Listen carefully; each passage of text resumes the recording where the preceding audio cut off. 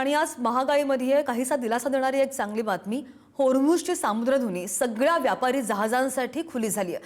मात्र त्यांनी इराणच्या नौदलाशी समन्वय साधणं अनिवार्य आहे, असं इराणचे परराष्ट्र मंत्री सय्यद अब्बास राघची यांनी नवी दिल्ली इथं ब्रिक्स परिषदेदरम्यान सांगितलेलं आहे. आणि यामुळे मग जागतिक बाजारपेठेमधील इंधन आणि गॅस पुरवठ्यासंदर्भात निर्माण झालेली अनिश्चितता दूर होण्याची चिन्ह आहेत. ऊर्जा संकटामध्ये सापडलेल्या देशांना यामुळे मोठा दिलासा मिळतोय.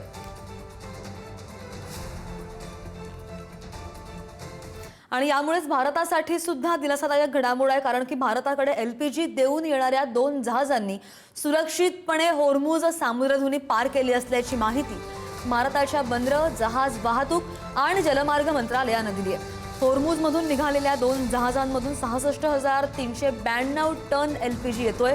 म्हणजे जवळपास 2 आठवड्यांनंतर भारताकडे येणाऱ्या ऊर्जा टँकरांनी हा महत्त्वाचा समुद्री मार्ग पार केल्यानं भारताच्या इंधन सुरक्षेला काहीसा दिलासा मिळाला आहे. मार्शल आयलँड ध्वज असलेली सिमी आणि व्हिएतनाम ध्वज असलेली NV सनशाईन ही दोन्ही जहाजं भारताच्या दिशेने येत आहेत.